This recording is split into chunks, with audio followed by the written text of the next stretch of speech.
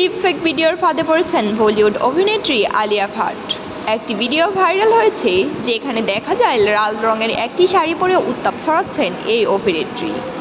জানা যায় আপত্তিকর এই ভিডিওতে থাকা নারী আলিয়া নয়। অভিনেত্রী ওয়ামিকা গাপ্পির মুখের ওপর আলিয়া ভাটের মুখ বসিয়ে ডিপফেক ব্যবহার করা হয়েছে। এর আগে রাশমিকা মান্দানার ডিপফেক ভিডিও ভাইরাল হয়েছিল, তারপর কাজল আর এবার আলিয়া ভাট। রাশমিকা প্রথম থেকেই এ ধরনের কাজের বিরুদ্ধে বিরক্তি এবং হতাশা প্রকাশ করেছিলেন। সেই সময় তাকে সমর্থন করেছিলেন অমিতাভ বচ্চনের মতো তারকারা। কয়েকদিন আগেই ভাইরাল হয়েছে সামান্থার তোয়ালে পড়া একটি ছবি। পরে জানা যায় সামান্থাও ডিপফেকের শিকার হয়েছেন।